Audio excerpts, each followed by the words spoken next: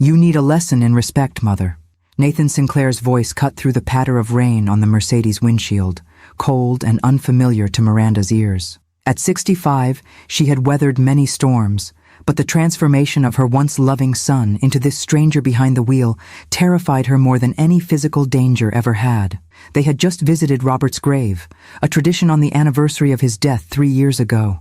What should have been a moment of shared remembrance had devolved into another argument about the company, with Nathan dismissing her concerns about recent financial decisions at Sinclair Motors. "Pull over, Nathan," Miranda said, keeping her voice steady despite the growing knot in her stomach.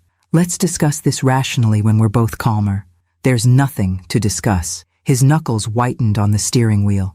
"You've been undermining me at every board meeting, questioning decisions you don't understand.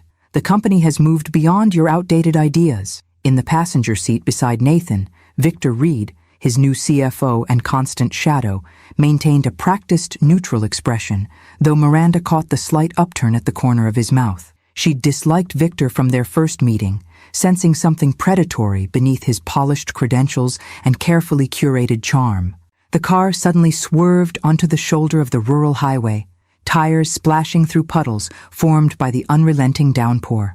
They were at least 80 kilometers from home, surrounded by nothing but dripping forest and gray skies. "Get out." Nathan didn't look at her as he unlocked the doors.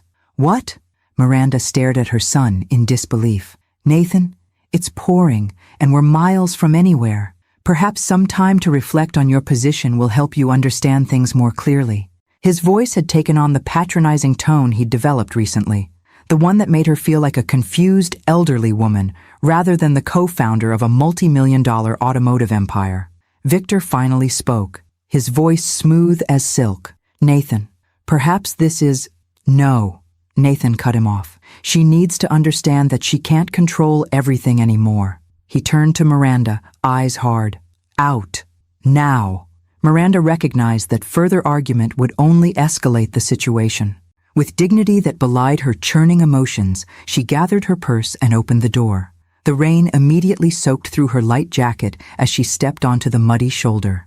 "You'll regret this," she said quietly, not as a threat, but as a simple statement of fact. Nathan's response was to accelerate away, the Mercedes spraying dirty water onto her already soaked clothes. Miranda watched the taillights disappear around a curve, standing perfectly still despite the rain streaming down her face. For 3 years since Robert's death, she had watched her son change under Victor's influence.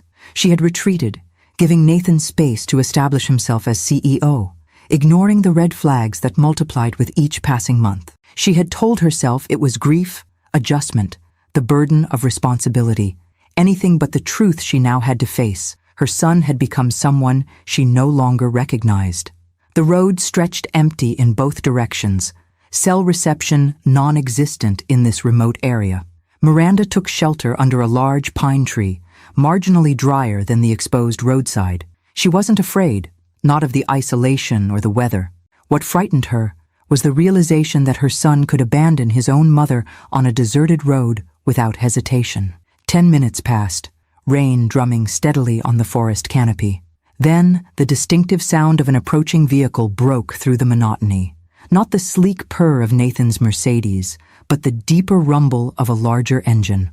A black pickup truck slowed beside her, its wipers battling the deluge. The passenger window lowered, revealing a weathered face Miranda hadn't seen in nearly 2 years. "Need a ride, Mrs. Sinclair?" James Reeves asked, as casually as if they'd arranged to meet here. Relief washed over Miranda, quickly replaced by sharp suspicion. "James? What are you doing here?" The former military man, once Robert's most trusted colleague in their special operations days, later head of security for Sinclair Motors, offered a slight smile. "Let's get you out of this rain first. Explanations can wait." Miranda climbed into the warm cab, accepting the towel he offered. "This isn't a coincidence." "No, ma'am." James kept his eyes on the road as he pulled back onto the highway. "Robert asked me to keep an eye on you. Said there might come a day when you'd need backup." "Robert's been gone 3 years," Miranda said, studying the man's profile. "You've been watching me all this time?" "Not constantly." James navigated the wet road with practiced ease. "But I've been monitoring the situation at Sinclair Motors. Your son's new friend has quite the interesting background. one he's gone to great lengths to obscure. Miranda felt a chill that had nothing to do with her wet clothes. Tell me everything. Robert suspected something was wrong with Nathan's finances before he died, asked me to investigate quietly. James reached into his jacket pocket and handed her a small USB drive. Everything's here. Nathan's gambling debts, failed investments, the money he's been borrowing from increasingly dangerous people. Victor's pattern of targeting vulnerable executives and taking over their companies. Robert was collecting evidence when his heart gave out. Why didn't he tell me? Miranda whispered, clutching the small device. He planned to, once he had all the facts. He didn't want to worry you with suspicions. James glanced at her. Before he died, he made me promise to watch over you, to be ready when you needed me. Miranda stared out at the rain-lashed landscape, feeling something shift inside her. A hardening, a resolve crystallizing after years of compromise and retreat. Nathan thinks he taught me a lesson today, she said finally, her voice taking on an edge James hadn't heard since their military days. But he's the one who's about to learn something. James nodded, a slight smile forming. What's our next move? Take me home, Miranda said, straightening in her seat. I need to change into dry clothes. Then we're going to visit Robert's old study. There are documents there. Contingencies he put in place that Nathan knows nothing about. As the truck continued through the storm, Miranda felt an almost forgotten sensation, the calm, focused clarity that preceded action. Nathan's cruel abandonment wasn't just a betrayal, it was his last mistake. The son who left her in the rain had no idea who his mother really was or what she was capable of, and it was finally time to remind him. Robert Sinclair's private study remained exactly as he had left it 3 years ago. Miranda had refused to let anyone alter it, preserving his sanctuary as a silent memorial. Now, as she entered the wood-paneled room with James following respectfully behind, the space took on a different significance, no longer just a shrine to memory, but an arsenal for the battle ahead. Robert kept everything meticulously organized, Miranda said, moving to the large mahogany desk that dominated the room. Her still damp hair was now pulled back in a practical ponytail, business attire replacing her soaked clothes. His public files were impeccable, but the real records were always hidden. James watched as Miranda knelt by the antique globe in the corner, rotating it to reveal a small keypad. Military habits die hard, he observed. Indeed. Miranda entered a 6-digit code, their wedding anniversary followed by the coordinates where they had first met during a classified operation. The globe's base slid open, revealing a hidden compartment containing a leather-bound ledger and a sealed envelope with her name in Robert's distinctive handwriting. She removed both items, placing them reverently on the desk. Robert always had contingency plans. It was how he survived 30 years in special operations before we retired to build Sinclair Motors. He never truly retired from strategic thinking, James said. Even as a businessman, he operated like we were still in the field, identifying threats, securing assets, planning for worst-case scenarios. Miranda opened the ledger first, revealing pages of Robert's precise handwriting. Observations about Nathan's behavior dating back 5 years, detailed notes on suspicious financial transactions, and profiles of individuals who had entered Nathan's orbit. Victor Reed featured most prominently. He knew, Miranda whispered, scanning the pages. He saw Nathan changing before I did. Robert noticed patterns others missed, James confirmed. About 6 months before he died, he asked me to quietly investigate Nathan's finances. What I found disturbed us both. Your son had accumulated massive gambling debts, high-stakes poker games, sports betting, risky market speculation. He'd lost millions, borrowing from increasingly questionable sources to cover his tracks. Miranda continued turning pages, her expression growing grimmer. And Victor? How does he fit into this? Victor Reed specializes in identifying wealthy businesses with vulnerable leadership. He appeared in Nathan's life right when the debts became unmanageable, positioning himself as a financial savior. James stepped closer, pointing to a particular entry. Robert tracked Victor's previous partnerships. Oh, the pattern is consistent. He finds desperate executives, offers solutions that gradually transfer control to him, then discards them once he has what he wants. Miranda sat heavily in Robert's chair, processing this betrayal. Why didn't Robert confront Nathan? His health was already failing, James said gently, and confrontation would have driven Nathan further into Victor's influence. Instead, Robert focused on protecting you and the company's future. Miranda reached for the sealed envelope, breaking Robert's wax seal with steady hands. Inside was a letter and several legal documents. My dearest Miranda, if you're reading this, I'm gone, and circumstances have forced you to seek answers I should have shared while I could. Forgive me for this final secret. I wanted to shield you from worry during whatever time we had left together. Our son is in trouble. The details are in my notes, but the essence is simple. Nathan has developed a gambling addiction that has compromised his judgment and finances. The man calling himself Victor Reed, not his real name, is exploiting this vulnerability to gain control of our company. I've prepared for this contingency. The attached documents include amendments to our corporate structure that I quietly implemented before my health declined. On paper, Nathan appears to have full control as CEO, but the true power remains with you through a series of holding companies and legal structures that only you, as my widow, can activate. James Reeves has been my eyes and ears. Trust him as I have always trusted him, since our days in service together, through the building of our civilian life, and now as your protector in my absence. Nathan may need to fall before he can rise again. This will hurt you, watching our son fail, but sometimes the greatest act of love is allowing consequences to unfold. Be strong, as you have always been. All my love, for all time. Robert Miranda read the letter twice, then carefully examined the legal documents attached. Robert had indeed created an elaborate safety net, a corporate structure that allowed Nathan to believe he held ultimate authority while preserving Miranda's ability to retake control when necessary. Did you know about these arrangements? She asked James. Not the specifics. Robert kept the legal details private, but he made me promise to stay close, to be ready when you needed support. James's weathered face softened with rare emotion. His last words to me, the day before he died, were about you. He said, "When Miranda finally sees what's happening, she'll need allies who remember who she truly is." Miranda stood, straightening to her full height. "And who did Robert think I truly am, James? The woman who out-strategized terrorist cells in 3 countries, the intelligence officer whose operational plans are still taught as case studies." James's voice held quiet respect. "The same woman who seamlessly transformed into a corporate co-founder and then a grieving widow, adaptable as always. Robert never forgot who you were beneath the persona you created for civilian life." Miranda moved to the window, looking out at the sprawling grounds of the estate she and Robert had built together. Rain still fell, gentler now, beating on glass that reflected her determined expression. "Nathan believes I'm just a relic, an old woman clinging to outdated notions, an obstacle to his vision." She turned back to James. "Victor sees me as an inconvenience to be managed. Neither understands what they're dealing with." "What's our first move?" James asked, falling naturally into the role of trusted lieutenant. Miranda returned to the desk, spreading out Robert's documents. "First, we verify everything.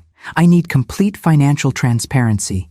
All of Nathan's hidden debts, every transaction Victor has influenced, every asset they've leveraged without proper authorization." "I can access those records," James confirmed. "My security clearances at Sinclair were never formally revoked after I retired." "Second, we identify our allies within the company. There must be executives and board members who've noticed the irregularities but have been afraid to speak up. Margaret Chen in accounting has been quietly documenting discrepancies," James offered, "and William Foster on the board has been asking pointed questions about recent acquisitions." Miranda nodded. "Perfect starting points. Third, we need to understand exactly what Victor's endgame is. He's not dismantling the company, he wants to control it. But for what purpose? Based on his pattern at other companies, he positions himself to extract maximum value through a series of transactions that appear legitimate on the surface. By the time the manipulation becomes evident, he's moved on, leaving devastation in his wake. Miranda's expression hardened. "Not this time. Robert built Sinclair Motors with integrity at its foundation.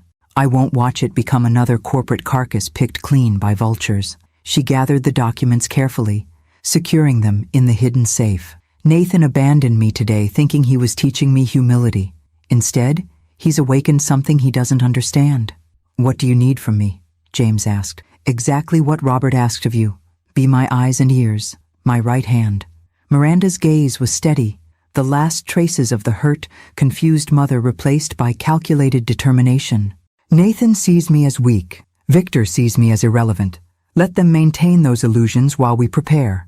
As they left the study, Miranda paused at the door, glancing back at Robert's chair. The empty space that had represented only loss for 3 years now transformed into a source of renewed purpose. Robert knew this day might come, she said softly. He prepared for it, even from beyond the grave. He always said you were the strategist between you, James replied. He just laid the groundwork. The campaign ahead is yours to lead. Miranda nodded once, decisive. Then let's begin. Outside, the storm was finally passing, sheets of rain giving way to scattered drops. Like the weather, Miranda's period of passive grief had come to an end. The clouds were breaking, and what emerged would be neither gentle nor forgiving. Dawn broke over the Sinclair estate, painting the manicured grounds in soft golden light that belied the storm of the previous day. Miranda sat in her sunroom, a spread of financial documents before her, a forgotten cup of tea gone cold at her elbow. She had been reviewing records since 5 a.m., piecing together the puzzle Robert had started before his death. "The pattern is worse than we thought," she said as James entered with fresh coffee. Despite the early hour, he looked alert and prepared, his military precision evident in every movement. "Nathan has leveraged nearly 40% of his company shares against personal loans." James placed the coffee beside her. "The lenders? Some legitimate banks initially, but as his needs grew, he turned to less reputable sources." Miranda indicated several highlighted transactions. "These two entities, Meridian Holdings and Phoenix Capital, they don't exist beyond shell corporations. Any idea who's really behind them?" "Victor Reed, through various proxies," James confirmed, handing her a slim folder. "I spent the night tracing the ownership structures. He's created an elaborate web, but the connections are there if you know where to look." Miranda scanned the documents, her expression hardening. "So Victor loaned my son money through these shells, knowing Nathan couldn't repay. The collateral being his voting shares in Sinclair Motors." "Exactly. When Nathan inevitably defaults, control transfers to Victor without any visible takeover that might alert the board or regulators." James indicated a date on the calendar. "Based on the terms, the first major loan comes due next month. Nathan doesn't have the liquidity to cover it." Miranda leaned back, processing this information. "This explains Nathan's recent behavior, the desperation, the hostility toward any questioning of his decisions. He's trapped, and Victor has positioned himself as Nathan's only ally," James added, "isolating him from anyone who might offer genuine help, including you." "What about the company's finances? Nathan has CEO authority. Has he been siphoning corporate funds to cover his personal debts?" James's expression confirmed her fears before he spoke. "Not directly, that would be too obvious. But he's approved several questionable acquisitions and consulting contracts that funnel money to Victor's associates. On paper, they appear legitimate, but the services rendered are either grossly overpriced or entirely fictional." Miranda stood, moving to the window that overlooked the circular driveway, where Nathan had learned to ride his first bicycle, where he'd proudly displayed his first car, a vintage Mustang Robert had helped him restore. The memory of her beaming, oil-smudged 17-year-old son contrasted painfully with the man who had abandoned her on a rainy roadside. "He's still my son, James," she said quietly. "Despite everything." "I know." James's tone held no judgment. Robert knew too. That's why his contingency plans were designed to protect both the company and Nathan himself, from Victor and from his own worst impulses. Miranda turned back, resolution replacing sentiment. "Then we proceed carefully. Victor is the primary target, but Nathan must face consequences if he's ever to rebuild what he's broken, both in the company and in our family. What's our next step? We need allies within Sinclair Motors, people with access and loyalty." Miranda returned to the table, pulling out an organizational chart. "Margaret Chen in accounting. You mentioned she's noticed discrepancies?" "Yes. She worked with Robert for 15 years. She's been documenting irregularities, but feared raising concerns directly with Nathan. Contact her, discreetly. And William Foster on the board. He was Robert's friend before he was a business associate. Arrange a meeting, somewhere Victor's network won't observe." James nodded. "What about Nathan? He'll notice if you suddenly change your behavior toward him." I'll maintain the persona he expects, the concerned but ultimately powerless mother. Miranda's smile held no warmth. Let him believe yesterday's lesson achieved its purpose. The more comfortable Victor and Nathan feel, the more careless they'll become. By mid-morning, Miranda had established her command center in Robert's study. The space that had been preserved as a mausoleum was now alive with purpose, its hidden safe open, secure phones installed, and surveillance equipment monitoring key areas of the estate. James returned from his initial contacts, bearing both confirmation and new concerns. Margaret will meet us tonight. She's bringing financial records she's kept separate from the company's systems. He placed his phone on the desk, displaying a message. Foster can't meet in person yet. He's under too much scrutiny from Nathan and Victor. But he sent this. Miranda read the encrypted message. Board meeting moved up to Friday. Proposal to amend corporate bylaws on voting rights. Urgent intervention needed before then. Friday, Miranda murmured. 3 days to prepare. What amendments are they proposing? Based on Foster's intelligence, they want to dilute the protective provisions Robert put in place regarding family ownership requirements. If passed, these amendments would allow Nathan to transfer controlling interest outside the family without full board approval. Miranda's eyes narrowed. The final step in Victor's plan. Once those protections are removed, Nathan's defaulted loans would trigger an automatic transfer of control to Victor's shell companies. She pulled Robert's original corporate structure documents from the safe. We need to activate the contingency provisions. Robert established a separate class of shares, held in trust and controlled by me as his widow, that supersede all others in matters of company control. Nathan doesn't know these shares exist? No. On paper, he believes he inherited Robert's full ownership position. These shadow shares only activate under specific circumstances, like the ones we're facing now. Miranda indicated the complex legal language. We'll need a securities attorney who can implement this without tipping our hand. Robert had a contact, Elizabeth Winters. She helped structure these provisions originally. She's retired now but still consults occasionally. Contact her immediately. We need her expertise before Friday's meeting. As James made the call, Miranda accessed Nathan's calendar through the executive system her administrator privileges still accessed. What she found confirmed their timeline was even tighter than they realized. Nathan has a meeting with Victor and unknown parties tonight at the Cardinal Club, she reported, referring to an exclusive venue where the city's business elite conducted their most private negotiations. The timing suggests they're finalizing details before Friday's board presentation. James ended his call with positive news. Elizabeth will see us at 2 p.m. today. She remembers Robert's arrangements clearly. Good. Before then, I need to make an appearance at Sinclair headquarters. Nathan will expect me to be either confrontational or submissive after yesterday. I'll give him the latter. Let him believe his lesson worked. Is that wise? Appearing at the office puts you directly in their territory.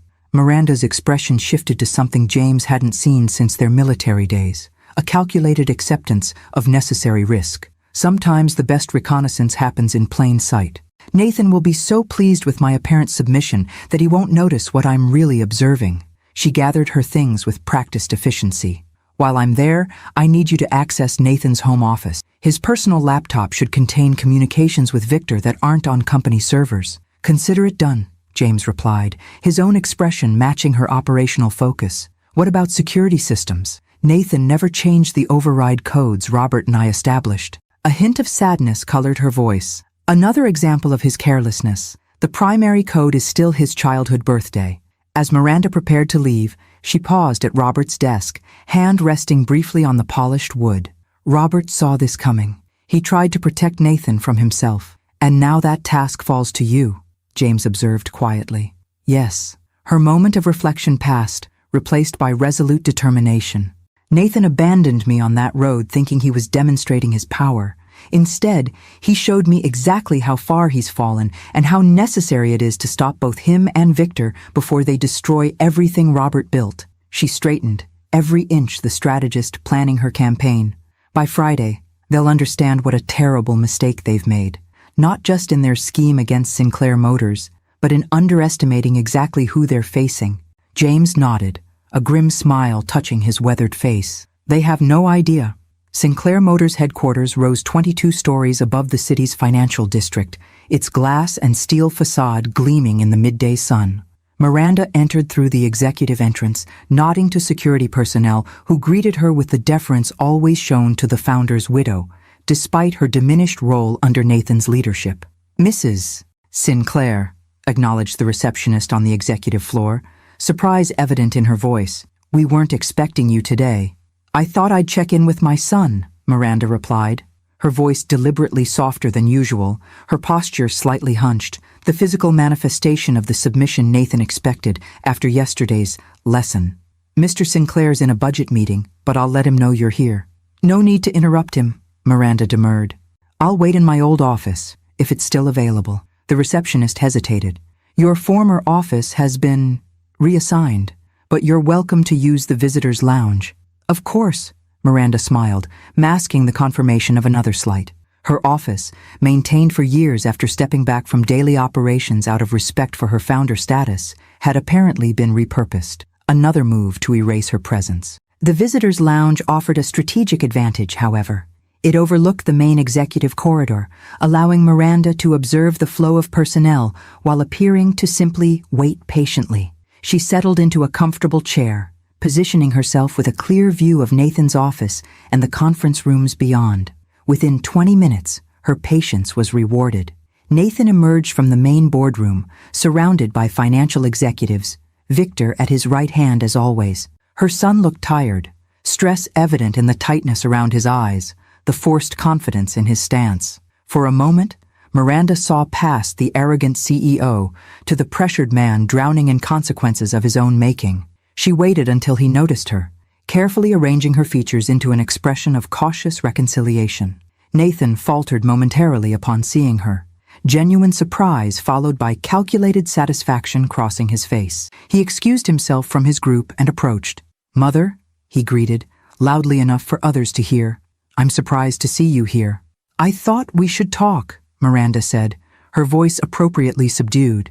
"Yesterday was difficult for both of us." Nathan's posture relaxed slightly, interpreting her tone as capitulation. "Let's use my office."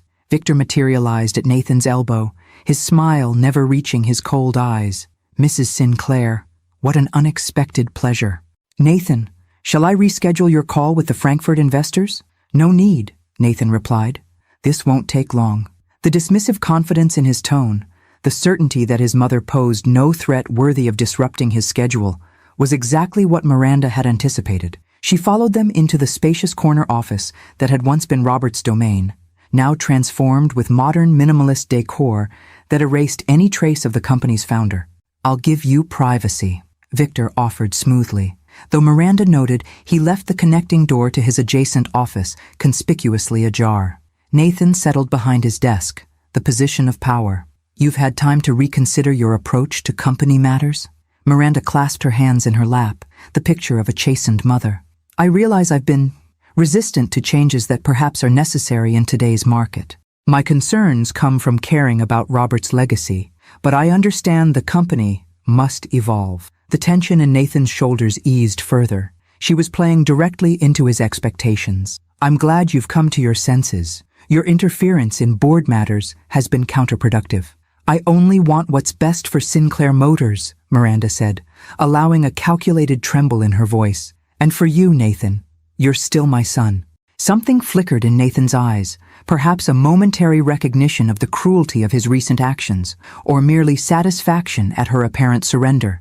"The board meeting on Friday will implement important structural changes. I expect your support, not your questioning." "Of course," she nodded, "though I'd appreciate understanding the changes before the meeting, so I'm properly prepared." Nathan hesitated, then reached for a folder on his desk. "We're streamlining the ownership structure to facilitate faster decision-making and strategic partnerships. These amendments remove outdated restrictions that limit our growth potential." Miranda accepted the folder, scanning the documents inside while maintaining her facade of mild confusion. The amendments were exactly as James had reported, designed to remove the family ownership requirements that prevented Nathan from transferring controlling interests to outside entities. "This seems very technical," she said, playing her role. "I trust you've had proper legal review?" "The best," Nathan replied dismissively. "Victor has assembled a top-tier legal team to ensure everything is properly structured." Miranda noted the phrasing. Victor's team, not Sinclair's long-standing corporate counsel. Another red flag. I see, she said, returning the folder. Well, I won't take more of your time. I know how busy you are leading the company. Nathan studied her, satisfaction evident in his expression. I'm glad we've reached an understanding, Mother. Yesterday's incident was unfortunate, but perhaps necessary to clarify our positions. Yes, Miranda agreed softly. It clarified many things for me. As she rose to leave, she deliberately left her scarf on the chair, a small, innocuous item that would provide a reason to return. Will you be home for dinner tonight? Perhaps we could continue rebuilding our relationship. I have a business dinner at the Cardinal Club, Nathan replied. Tomorrow, perhaps. The Cardinal Club? That's quite exclusive. She kept her tone conversational. Important clients? Strategic partners, he answered vaguely. Nothing for you to concern yourself with. Miranda nodded, accepting the dismissal. Of course. Another time then. As she exited through the executive area, she noted which offices showed activity, which employees watched her passage with sympathy or curiosity. The company culture had shifted under Nathan's leadership, tension evident in hunched shoulders and whispered conversations that stopped when executives passed. Outside, in the privacy of her car, Miranda immediately called James.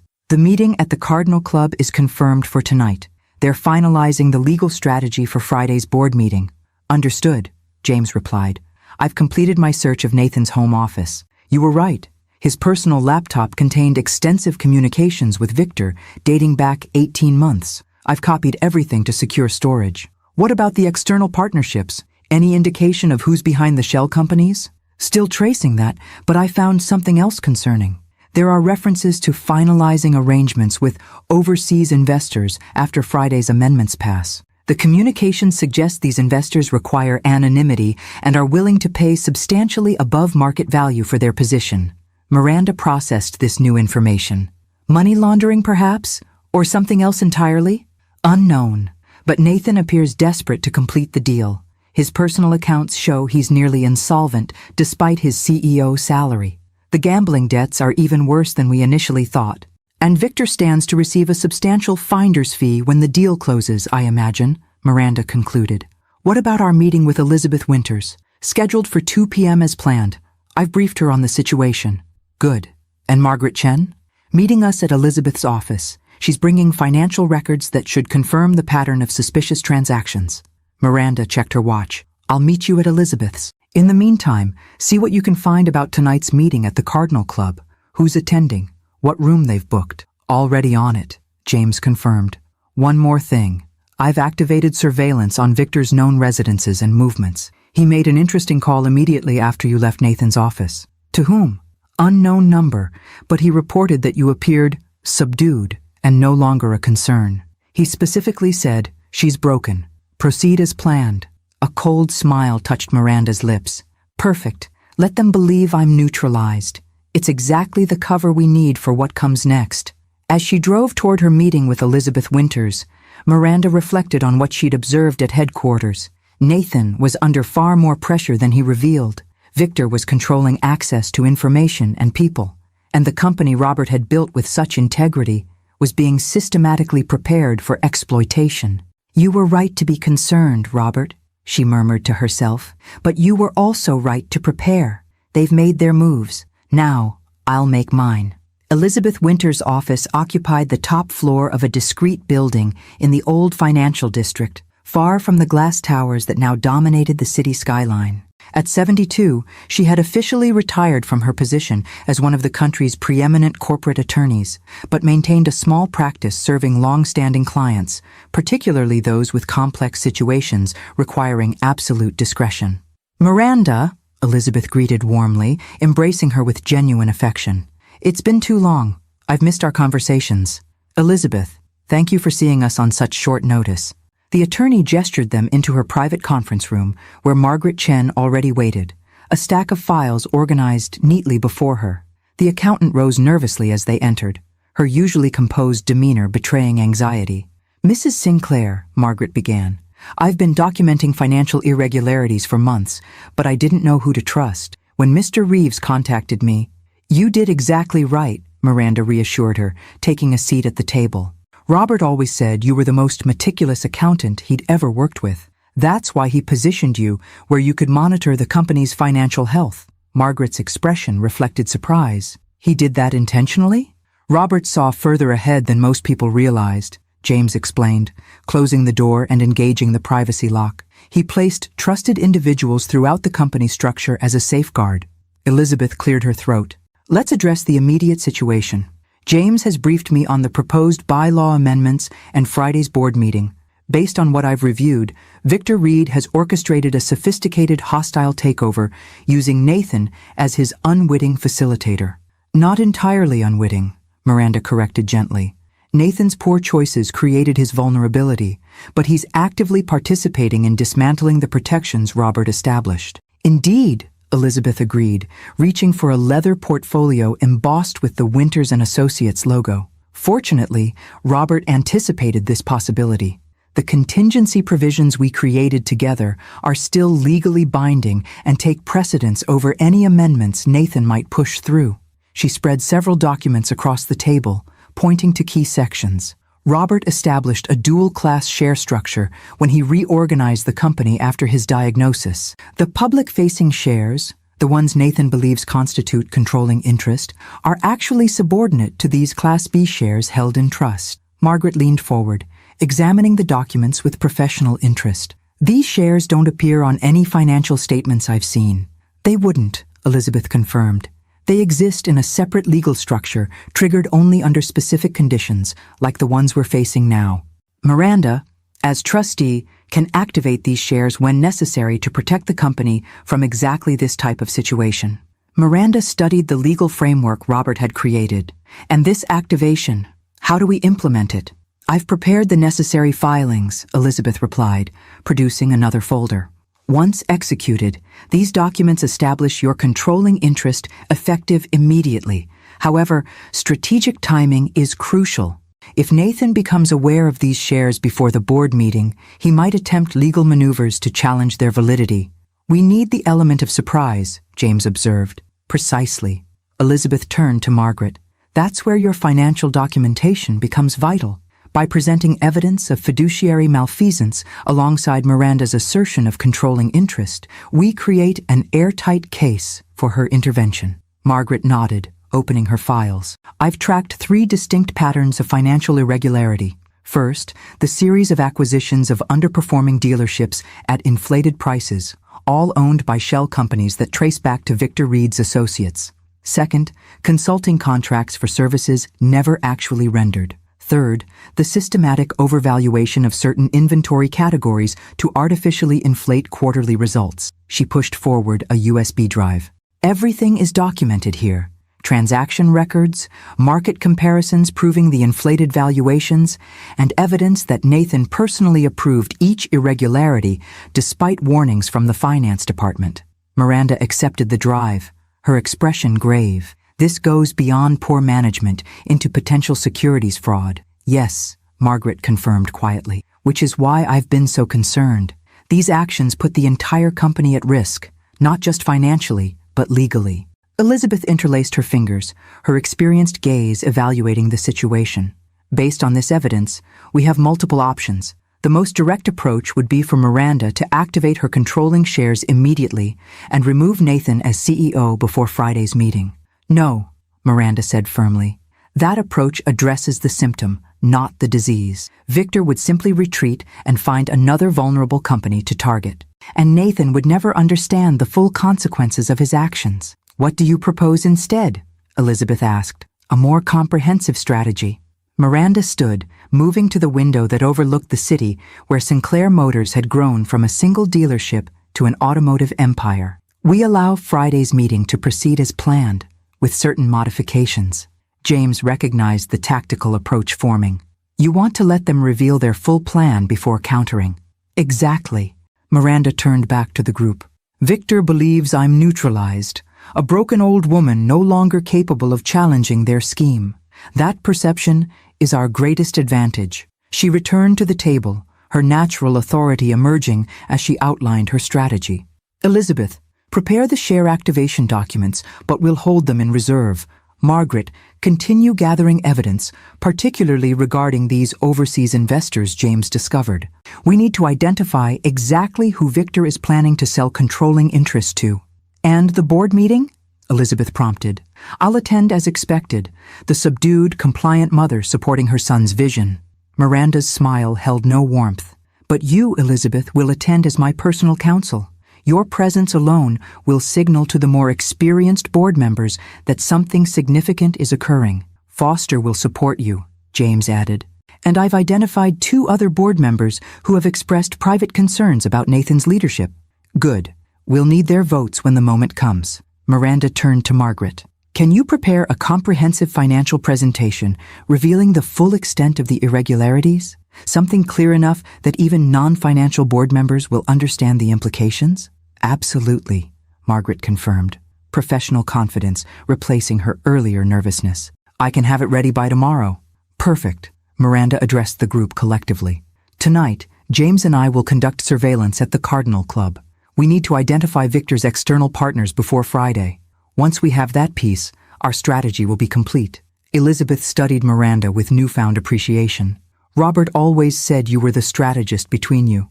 Now I understand what he meant. Robert built Sinclair Motors on principles of integrity and quality, Miranda replied. I won't allow Victor's greed or Nathan's weakness to destroy that legacy. As the meeting concluded, each participant departed separately to avoid drawing attention.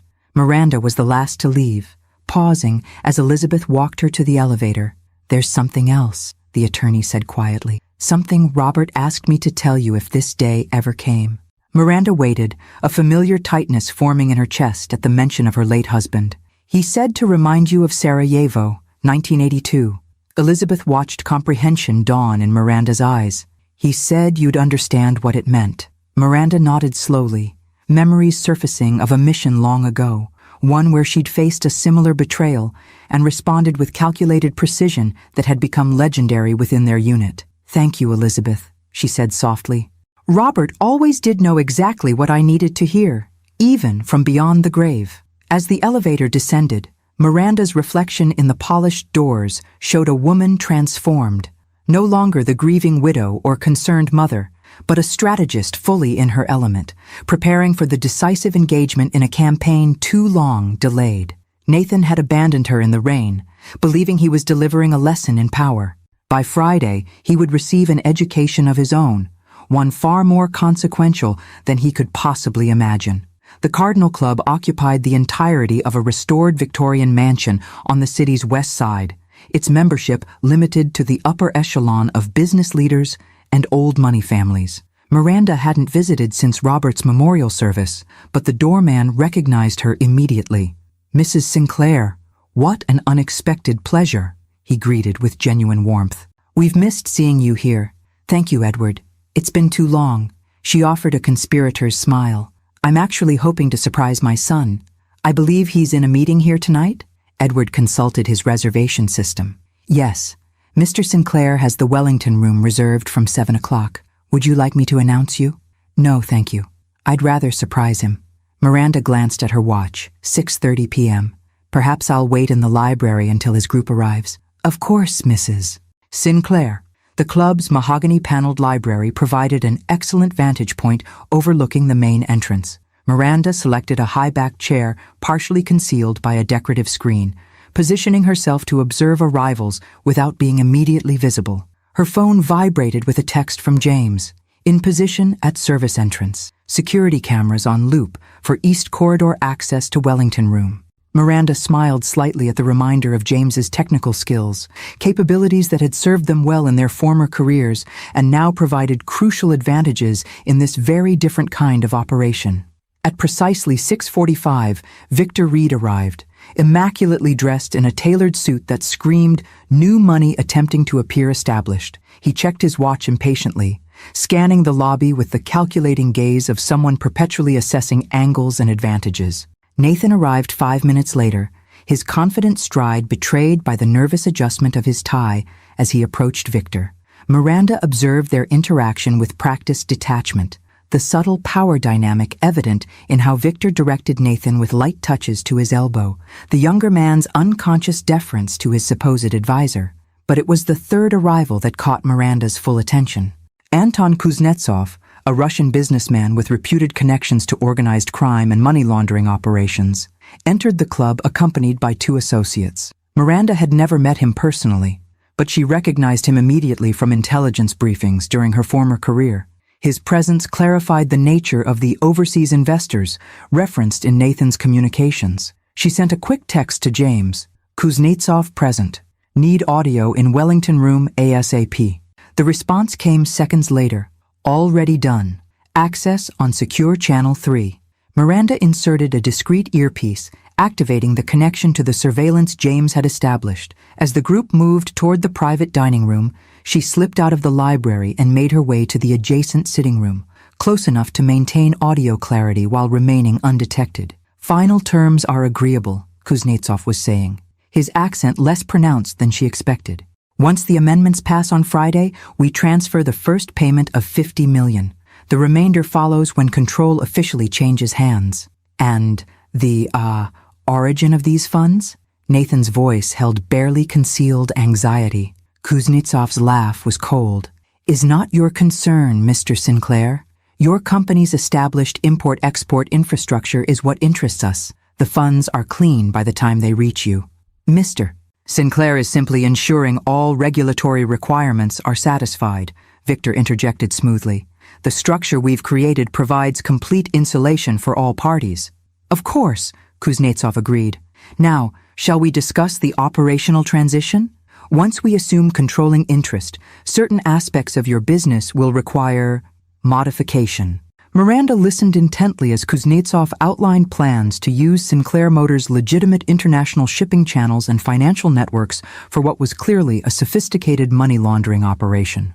Nathan's periodic attempts to assert conditions were gently but firmly redirected by Victor, who had clearly orchestrated every aspect of the arrangement. "And my position going forward?" Nathan finally asked, the question Miranda had been waiting for. "You remain as CEO for appearances," Kuznetsov replied casually, "a figurehead with appropriate compensation. Day-to-day operations will be managed by our team, with Mr. Reed serving as our liaison." The disappointment in Nathan's voice was palpable even through the surveillance audio. "That wasn't my understanding. I was told I'd maintain operational control." "Plans evolve," Victor said smoothly. "This arrangement offers you financial security without the burdens of actual management. Given your recent difficulties with decision-making, isn't that preferable?" The implied threat beneath Victor's words was clear. Nathan's gambling debts and financial mismanagement had left him with no negotiating leverage. He was being sidelined in his own company, and there was nothing he could do about it. "Your debts will be forgiven," Kuznetsov added, as if offering a generous concession. "Consider it a retirement package." Miranda had heard enough. She slipped out of the sitting room and texted James, "Continue surveillance. Meeting Elizabeth at office to finalize strategy." On her drive to Elizabeth's office, Miranda processed what she'd learned. The situation was worse than they'd anticipated. Not just financial fraud and corporate malfeasance, but potential involvement in international money laundering. Nathan hadn't just compromised his inheritance, he'd entangled Sinclair Motors in a criminal enterprise. Elizabeth was waiting when Miranda arrived, reading glasses perched on her nose as she reviewed documents. "It's Kuznetsov," Miranda announced without preamble. "Anton Kuznetsov and his organization are the overseas investors." Elizabeth removed her glasses, her expression grave. "The same Kuznetsov linked to money laundering operations across Eastern Europe?" "The very same. They're planning to use Sinclair's international infrastructure to clean money. Nathan is being reduced to a figurehead, though I don't think he fully comprehends that yet. This changes our approach considerably," Elizabeth observed. "We're no longer simply dealing with corporate governance issues, but potential criminal activity." Miranda paced the office, piecing together the revised strategy. "We need to add another layer to our plan. Beyond protecting the company and removing Victor's influence, we need to ensure Nathan understands the full consequences of his actions." "You still want to save him," Elizabeth noted. Not as a question, but as recognition of Miranda's underlying motivation. "Save him from Kuznetsov, yes. Save him from criminal prosecution if possible." Miranda's expression hardened, but not from accountability. Nathan needs to face the consequences of his choices, controlled consequences that don't destroy his future entirely. What do you propose? We proceed with the original plan for Friday's board meeting, but with a critical addition. Miranda outlined her revised strategy, Elizabeth nodding with increasing approval as the plan took shape. It's risky, the attorney noted when Miranda finished. The timing will need to be perfect. It will be. Miranda's confidence was absolute. James is continuing surveillance tonight. By morning, we'll have everything we need to finalize preparations. Elizabeth gathered the legal documents they'd prepared earlier. I'll make the necessary adjustments to account for the Kuznetsov connection. The share activation paperwork remains ready for your signature. Hold it until Friday morning, Miranda instructed. I want no possibility of premature discovery. As she prepared to leave, Miranda paused at the door. Elizabeth, I need one more thing. If this goes badly, if for some reason our strategy fails, I need assurance that Nathan won't face the worst possible consequences. The attorney studied her old friend with compassion. You're still protecting him even now. He's made terrible choices, Miranda acknowledged, but he's still Robert's son, still my son. I understand. Elizabeth nodded solemnly. I've prepared contingency measures. If necessary, we can demonstrate that Nathan was manipulated by Victor, unaware of the full criminal implications of Kuznetsov's involvement. Thank you. Miranda straightened, her moment of maternal concern giving way to renewed determination. Now we prepare for Friday. Nathan abandoned me expecting submission. Instead, he'll find that his last mistake was forgetting exactly who his mother is. As she drove home through the quiet streets, Miranda reflected on the irony of the situation. For years, she had hidden her past, playing the role of corporate wife and then grieving widow. Nathan had never known his parents' former lives or the skills they had developed long before he was born. Friday would bring revelations on many levels, not just about Sinclair Motors' future, but about the true nature of the family that had built it. Thursday dawned with a clarity that seemed to mirror Miranda's state of mind. The confusion and hurt that had clouded her thinking since Nathan's betrayal had burned away, leaving only crystalline focus and methodical purpose. James arrived at 7, bringing breakfast and the surveillance recordings from the remainder of the previous night's meeting at the Cardinal Club. They continued for another 2 hours after you left, he reported, setting up the audio files on Robert's laptop. The conversation became more technical.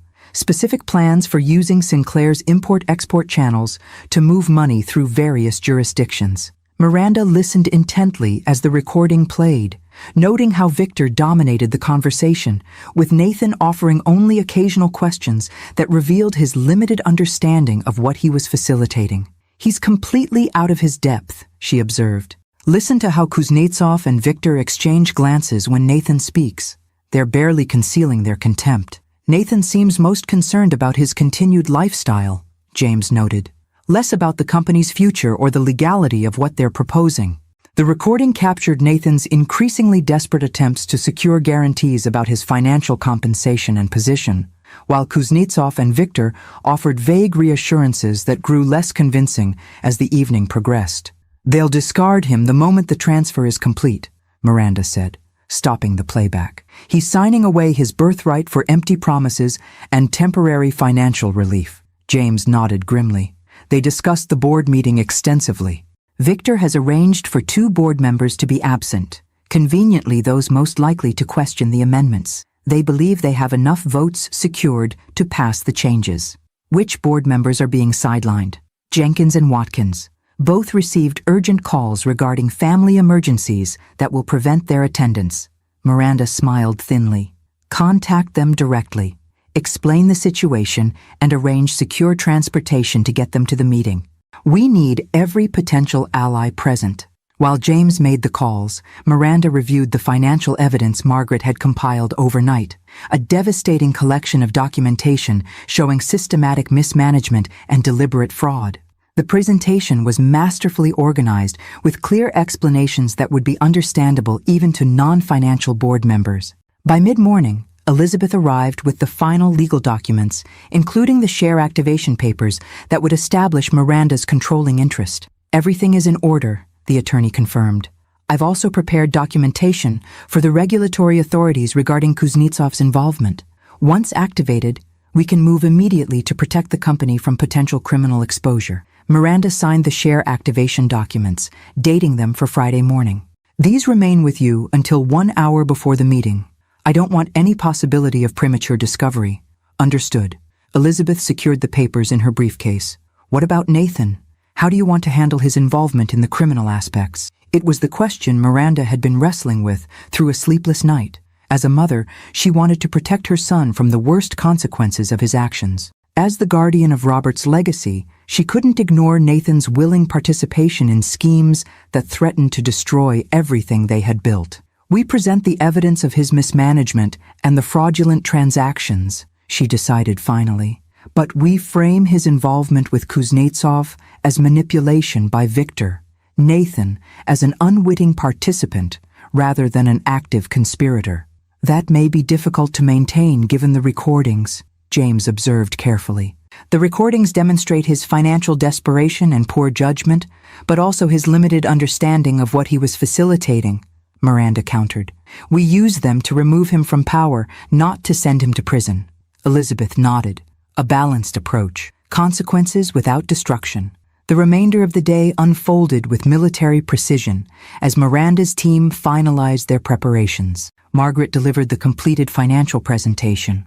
Board members Jenkins and Watkins were secretly briefed, and arrangements made for their unexpected appearance, and surveillance continued on Victor's meetings as he solidified what he believed would be his triumph. Late afternoon brought a call from Nathan, the first direct contact since he had abandoned Miranda on the roadside. "Mother," his voice carried forced casualness. "I wanted to confirm you'll be attending tomorrow's board meeting." "Of course, Nathan," she replied, matching his tone while signaling to James to record the call. "As we discussed, I want to support the company's new direction." "Good." His relief was palpable even through the phone. "The amendments we're proposing are somewhat technical, but they're essential for our growth strategy. I'm sure you know what's best for the company," Miranda said, the subtle irony in her statement lost on her son. "Will your friend Victor be presenting the amendments?" "He'll be there as CFO, but this is my initiative," Nathan insisted, the defensiveness in his voice revealing his need to believe he remained in control. "The partnerships these changes will facilitate represent the future of Sinclair Motors. I look forward to learning more tomorrow," Miranda said. "Will we have dinner afterward, perhaps to celebrate this new chapter?" The question clearly caught Nathan off guard. Yes, that would be nice, assuming the vote goes as expected.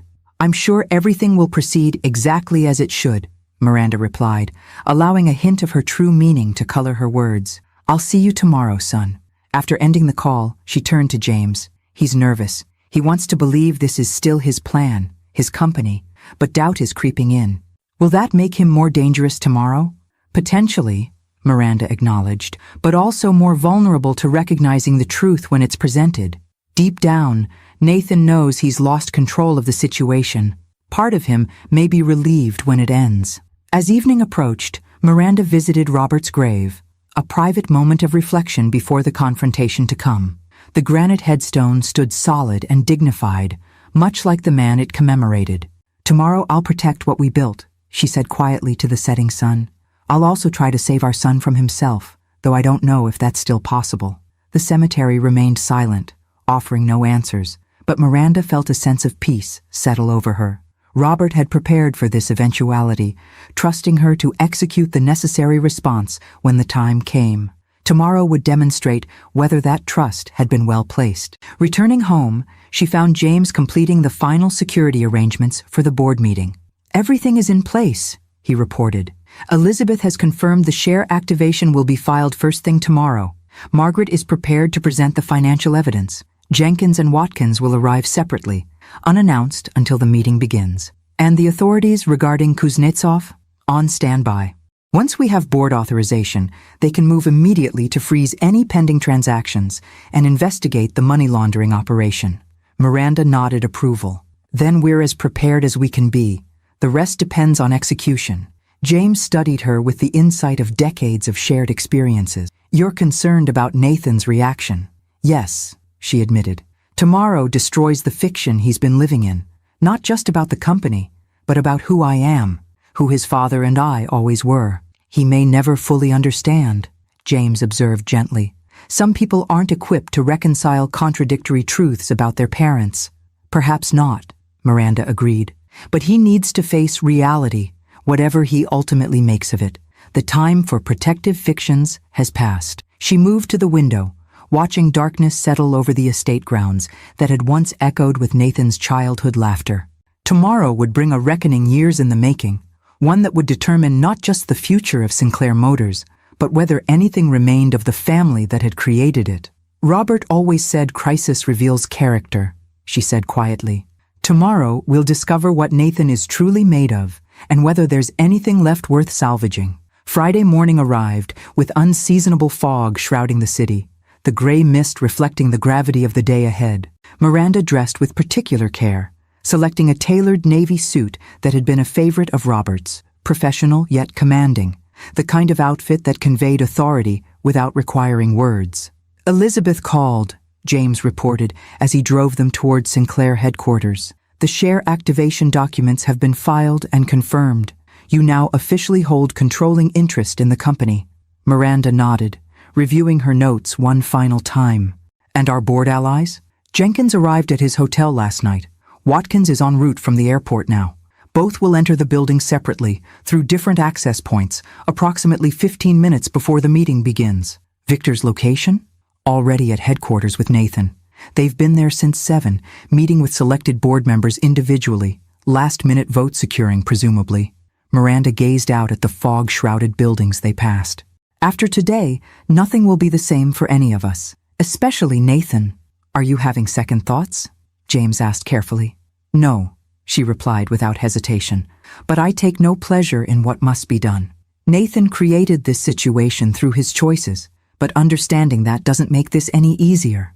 Robert would be proud of how you've handled this, James said quietly. Balancing justice with mercy isn't simple. They arrived at Sinclair headquarters 40 minutes before the scheduled meeting. Miranda chose to enter through the main lobby rather than the executive entrance, a deliberate choice that allowed her to be seen by employees who had known her since the company's founding days. The respect in their greetings, the genuine warmth from longtime staff members, reinforced the legacy she was fighting to protect. Elizabeth was waiting in a small conference room they designated as their staging area, accompanied by Margaret Chen, whose nervous energy manifested in the continuous reorganization of her presentation materials. Everything is prepared, Elizabeth confirmed. The share certificates have been registered with the corporate secretary. Once the meeting begins, the new ownership structure will be officially entered into the record. And the evidence? Miranda asked, turning to Margaret. All documented and organized, the accountant replied, indicating her presentation. Financial trails, fraudulent transactions, unauthorized fund transfers, everything required to demonstrate the systematic mismanagement and deception. Miranda nodded approval. Remember, present the facts clearly but without emotion. The evidence speaks for itself. It doesn't need dramatic emphasis. At 5 minutes before the scheduled meeting time, Miranda received confirmation that both Jenkins and Watkins had arrived and were in position to enter the boardroom when signaled. The element of surprise remained intact. It's time, James said, checking his watch. The other board members are already assembling. Miranda took a moment to center herself, drawing on decades of experience in high-pressure situations. Then, she led her small team toward the boardroom, every step purposeful and measured. The reaction when she entered was precisely what she had anticipated. Nathan, standing at the head of the table with Victor slightly behind his right shoulder, faltered mid-sentence. Several board members looked up with expressions ranging from surprise to relief at her confident entrance, accompanied by Elizabeth Winters, whose reputation was well known to anyone in corporate governance. Mother? Nathan recovered quickly, his tone a careful blend of welcome and caution. And, Ms. Winters, I wasn't aware you would be bringing counsel today. Given the significance of today's proposed amendments, it seemed prudent, Miranda replied calmly, taking a seat halfway down the table rather than at her usual position near the end. A subtle but clear shift in the power dynamic. Victor's eyes narrowed almost imperceptibly as he assessed this unexpected development. Mrs. Sinclair, while outside counsel is certainly permitted, these amendments have already been thoroughly reviewed by our legal team. I'm sure they have, Miranda smiled pleasantly. Nevertheless, I prefer independent evaluation of such significant changes. Nathan glanced at his watch. We should begin. We have several absent members today, but we have quorum. The boardroom door opened again, admitting Jenkins and Watkins in quick succession, their unexpected appearance visibly unsettling Nathan and Victor. Apologies for the confusion regarding our attendance, Jenkins said smoothly, taking his seat. Fortunately, the emergencies we were notified about proved to be misunderstandings. The meaningful emphasis on emergencies sent a ripple of tension through the room. Victor's composure slipped momentarily as he whispered something urgent to Nathan, whose expression hardened in response. Now that we're all present, Nathan began with forced confidence, let's proceed with the agenda. The primary item today is the proposed amendments to our corporate structure, which will enable strategic partnerships essential for our continued growth. Before we address the amendments, Miranda interjected, her voice calm but carrying unmistakable authority, there's a matter of corporate governance that must be entered into the record. Nathan frowned. Any other business should be addressed after the primary agenda items. This directly impacts those items, Elizabeth stated, opening her briefcase and removing the official documentation. As of 8:15 this morning, the ownership structure of Sinclair Motors has been updated to reflect the activation of previously dormant Class B shares held in trust since Mr. Robert Sinclair's reorganization of the company 3 years ago. She slid copies of the filing across the table. These shares, now activated by Mrs. Sinclair as trustee, constitute controlling interest in the company and supersede all other share classes in matters of corporate governance. The boardroom erupted in confused murmurs as board members examined the documents. Victor snatched a copy, his face darkening as he scanned the legal language. "This is preposterous," he snapped, all pretense of professional courtesy evaporating. These supposed shares were never disclosed in any company filings or financial statements. They were properly registered with the appropriate regulatory authorities, Elizabeth countered smoothly. Their dormant status exempted them from disclosure requirements until activation. I should know. I drafted the documents myself at Robert Sinclair's request. Nathan stared at Miranda, betrayal and confusion warring in his expression. You've been planning this? A secret takeover of my company? Not a takeover, Nathan, Miranda corrected gently. A safeguard.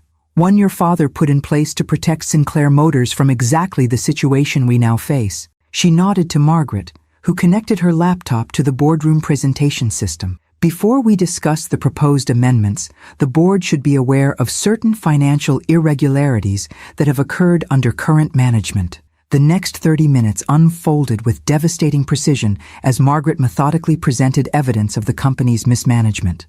Unauthorized transfers, fraudulent valuations, suspicious acquisitions, all documented with irrefutable financial records. The board members' expressions shifted from confusion to concern to outright alarm as the pattern of deception became unmistakable. Throughout the presentation, Miranda watched Nathan. His initial defiance gradually gave way to grim recognition as the evidence mounted, while Victor's controlled facade crumbled into barely concealed panic. When Margaret finished, Miranda addressed the stunned silence. There is more you need to know. The amendments proposed today aren't simply about strategic partnerships. They're designed to facilitate the transfer of controlling interest in Sinclair Motors to Anton Kuznetsov and his organization, entities with documented connections to international money laundering operations. She nodded to James, who activated the audio recordings from the Cardinal Club meeting. Nathan's voice filled the boardroom, followed by Victor's and Kuznetsov's, the damning conversation leaving no room for denial or misinterpretation. As the recording ended, Nathan slumped in his chair, the full consequences of his actions finally registering. Victor, however, was already calculating escape routes, his eyes darting to the exits as he began edging away from the table. "Security is waiting outside, Mr. Reed," James stated calmly, his position blocking the main door. Along with representatives from the Financial Crimes Division, Miranda stood, addressing the board with quiet authority. "Given these revelations, I move for an immediate vote of no confidence in the current CEO and the temporary assumption of executive authority by the board chair until new leadership can be properly established." The motion passed unanimously, Nathan not even attempting to vote against it. Victor was escorted from the room by security, his final glare at Miranda promising retribution that would never materialize. As the meeting adjourned into stunned aftermath, Miranda approached her son, who remained seated, staring at the evidence still displayed on the boardroom screen. "It's over, Nathan," she said quietly. "All of it." He looked up, the arrogance finally stripped away, leaving only the lost expression of a man facing the ruins of his own making. "How long?" he asked hoarsely.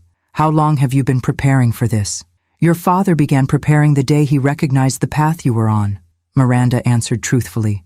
"I simply finished what he started." The aftermath of the board meeting unfolded with the controlled chaos of a long-planned operation finally executed. Board members huddled in shocked discussion while corporate counsel frantically assessed legal implications. Security escorted Victor to a conference room where financial crimes investigators waited to conduct a formal interview. Through it all, Miranda maintained a calm center, directing necessary actions with the quiet authority that had once characterized her leadership in very different circumstances. Nathan remained in the boardroom, seemingly unable to process the complete collapse of his carefully constructed reality.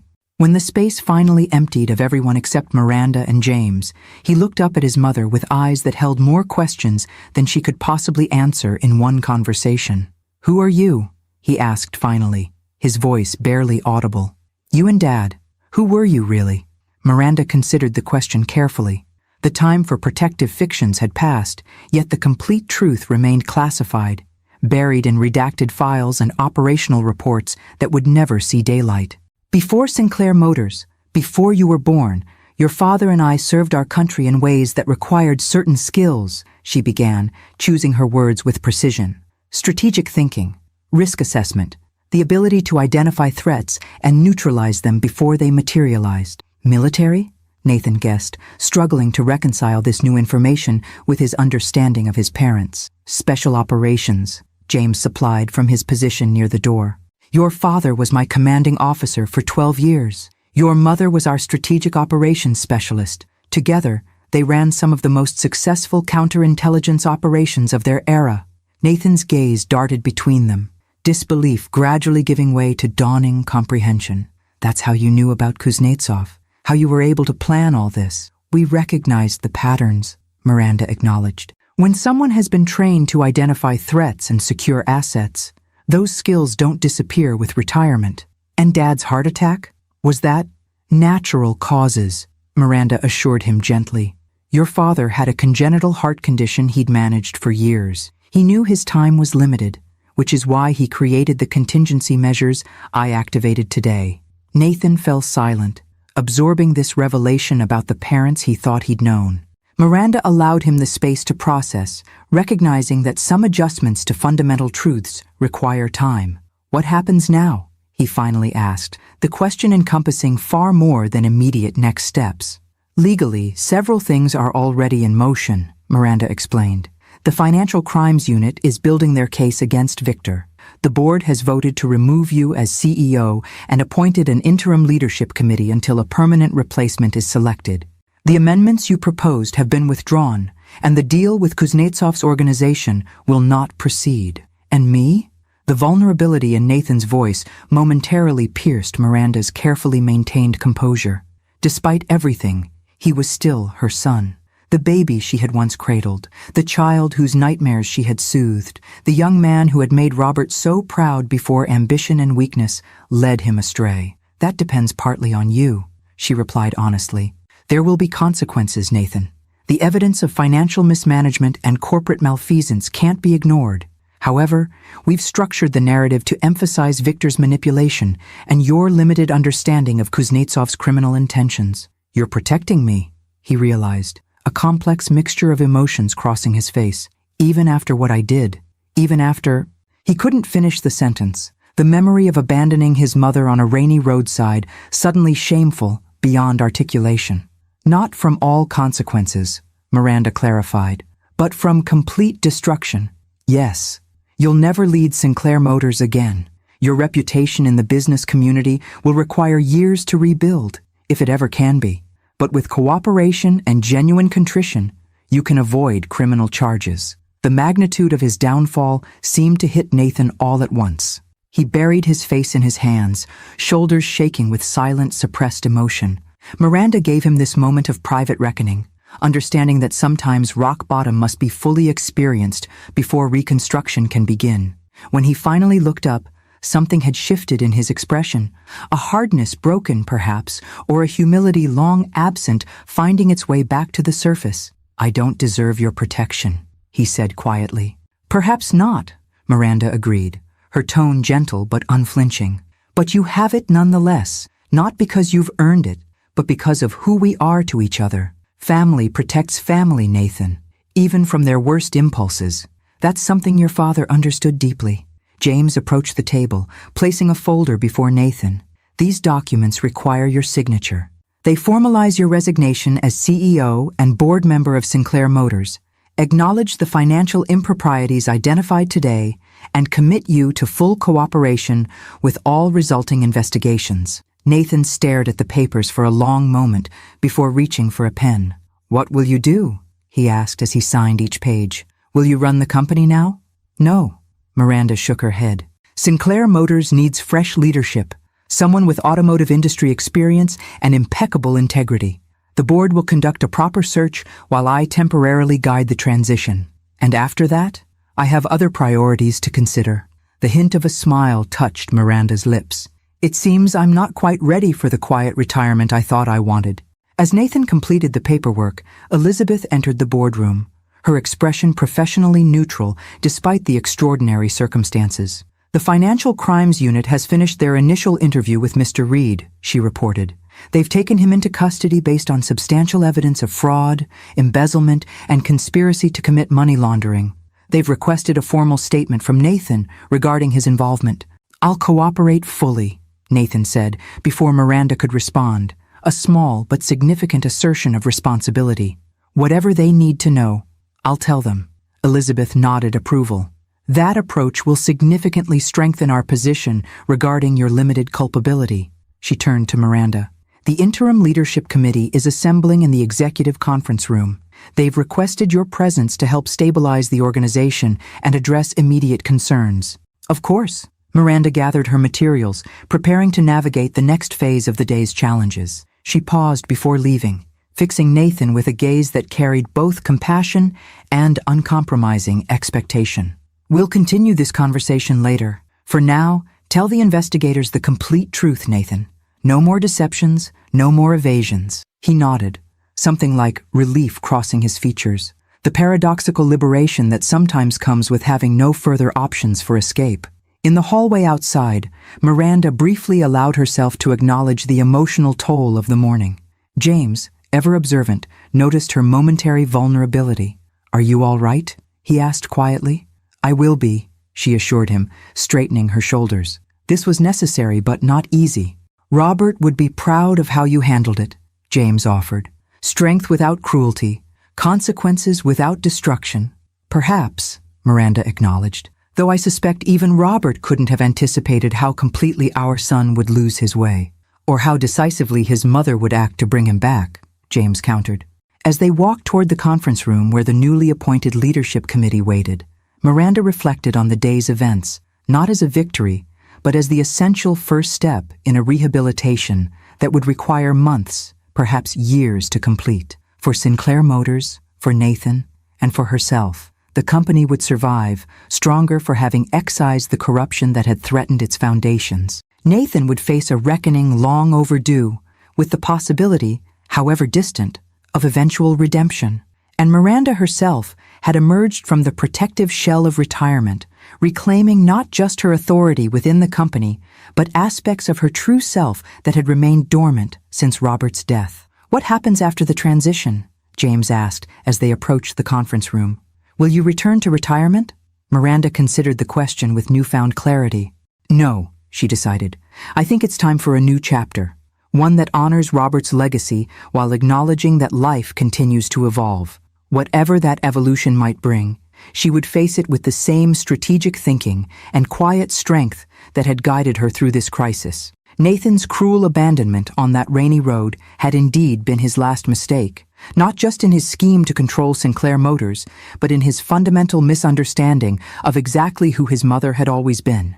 6 months after the boardroom confrontation that had changed everything, Miranda stood at the window of Robert's study, her study now, reclaimed as a working space rather than a shrine. Winter had yielded to spring, the gardens below erupting with new growth that seemed an appropriate metaphor for the transformations underway.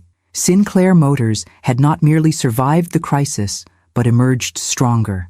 The interim leadership committee, under Miranda's guidance, had stabilized operations, transparent disclosures to shareholders and regulators had rebuilt trust, and a new CEO had been selected after an exhaustive search. Catherine Daniels, an industry veteran with impeccable credentials and a management philosophy that aligned with the company's renewed commitment to integrity. The door opened quietly as James entered with the morning's reports. Their working relationship had evolved into a comfortable routine, with James serving officially as Miranda's chief of staff during the transition and unofficially as her most trusted advisor in all matters. "The final asset recovery numbers," he announced, placing a folder on her desk. "The forensic accountants have traced and reclaimed 87% of the funds Victor diverted through his various schemes." "Better than expected," Miranda observed, scanning the figures. "And Victor himself? Sentenced yesterday. 18 years for fraud, embezzlement, conspiracy, and money laundering. No possibility of parole for at least 12. Miranda nodded, satisfaction tempered by awareness of the human cost. Victor had proven to be even more extensively corrupt than they'd initially realized, his schemes extending beyond Sinclair Motors to several other companies he had similarly infiltrated. His cooperation after arrest had been minimal, his arrogance intact even as the evidence mounted against him. And Kuznetsov? Interpol apprehended him in Dubai last week. The evidence from the Sinclair case provided the final pieces they needed for an international warrant. James allowed himself a small smile of professional satisfaction. "Your recordings from the Cardinal Club proved particularly valuable." "Some skills never quite disappear," Miranda acknowledged. "Though I doubt Robert ever imagined my surveillance training would be applied to corporate malfeasance." She moved from the window to her desk, where a different folder waited, this one containing updates on a more personal matter. She opened it carefully, reviewing the contents she already knew by heart. "Nathan's counselor reports continued progress," James noted, observing her attention to the documents. 6 months of therapy, consistently attending the financial recovery program, and maintaining sobriety. The discovery of Nathan's gambling addiction had been one of many painful revelations in the aftermath of the confrontation. What had begun as casual entertainment had escalated into a destructive compulsion, fueled by the pressures of trying to fill his father's role and systematically exploited by Victor. The rehabilitation program addressing both the addiction and the underlying emotional issues was showing promising results, though the journey remained ongoing. "And the community service?" Miranda asked. "Exemplary, according to his supervisor at the Veterans Center. He's been teaching financial literacy and basic automotive maintenance to returning service members." James handed her an additional report. "He's requested permission to expand the program to include job placement assistance within the automotive industry." Miranda read the proposal with careful attention. Nathan's community service had been part of the agreement that had kept him from criminal prosecution. 500 hours working with veterans, many of whom had served alongside Robert in earlier years. What had begun as obligatory penance had apparently evolved into something more meaningful. Approve the expansion, she decided, and arrange for appropriate funding through the Sinclair Foundation. The foundation, established with a portion of Miranda's controlling shares, had become her primary focus in recent months. Dedicated to veteran support programs, education initiatives, and community development, it represented a constructive channeling of the family's resources and a permanent legacy that extended beyond the automotive business. "There's one more item," James said, hesitation evident in his tone. "Nathan has requested a meeting. Not here, not at headquarters, but at neutral ground. He specified that he understands if you decline." Miranda considered the request thoughtfully. Their interactions since the confrontation had been limited and carefully structured. Formal statements for the transition process, necessary signatures on legal documents, brief updates on his rehabilitation progress. The distance had been deliberate, allowing both time to process the seismic shifts in their relationship. Did he indicate the purpose? She asked. Only that it's personal, not business-related, James replied, and that he'd prefer to speak with you alone. Miranda's decision formed with the same clarity that had guided her through the crisis. Arrange it. The boathouse at Lakeside Park. It was always a special place for him as a child. The following afternoon found Miranda at the weathered wooden structure extending into the calm waters of the city's largest park. She arrived early, allowing herself time to absorb the peaceful setting and prepare for whatever Nathan might need to say. He arrived precisely on time, driving a modest sedan rather than the luxury vehicles he had once favored. His appearance had changed subtly, less polished, more genuine somehow, the expensive suits replaced by casual clothes that suggested a man redefining his identity. "Thank you for coming," he began, the formal greeting revealing his uncertainty about where they stood. "Of course," Miranda replied, indicating the bench overlooking the water. "This place holds good memories." Nathan nodded as they sat, his gaze drawn to the lake where Robert had taught him to sail many summers ago. "Dad used to say the water never remembers the last boat that crossed it, that every journey starts with a clean slate." He believed strongly in fresh starts, Miranda agreed, hearing Robert's philosophy in her son's words. It was part of what made him such an effective leader and teacher. They sat in silence for a moment, the gentle lapping of water against the boathouse pilings providing a soothing backdrop. Nathan seemed to be gathering courage for whatever he had come to say. "I've been working with my counselor on making amends," he finally began, his voice steady despite the evident difficulty. "Not just empty apologies, but genuine accountability and, where possible, restitution." Miranda listened without interrupting, recognizing the structured approach of addiction recovery programs, but also hearing something more personal beneath the framework. "What I did to you that day on the road, abandoning you in the rain, trying to teach you a lesson?" Nathan shook his head, disgust at his own actions evident. "There's no adequate apology for that cruelty. It revealed a darkness in me that I'm still working to understand and overcome." "We all have capacities for darkness, Nathan," Miranda said quietly. "What matters is recognizing them and choosing differently moving forward." "That's what I'm trying to do," he acknowledged. "Choose differently. See clearly. Understand the reality I've been avoiding for so long." He turned to face her directly, the defensive barriers that had characterized their interactions for years notably absent. "I've spent my life attempting to be the son I thought Dad wanted, ambitious, successful, in control. I never understood what he truly valued until I'd destroyed almost everything he built." Miranda felt an unexpected surge of compassion. "Your father was immensely proud of you, Nathan. Not for your achievements or position, but for the moments when your character shone through. Your determination in rebuilding that old Mustang. Your kindness to James's nephew when he was struggling after deployment. Your genuine enthusiasm when explaining engine mechanics to younger employees." Nathan absorbed this with visible emotion. "I lost sight of that person somewhere along the way." "Perhaps," Miranda agreed gently. "But people can be found again if the search is sincere." From his pocket, Nathan withdrew a small, worn object, the Sinclair Motors key fob Robert had given him on his 16th birthday, a cherished possession he had carried throughout his adult life. "I haven't felt worthy of carrying this," he confessed, "but I keep it as a reminder of what integrity looks like, of the standard I'm working toward, even knowing I may never fully reach it." Miranda recognized the gesture for what it was, not a request for restoration to his former position, but an acknowledgement of the values he had compromised and now sought to reclaim.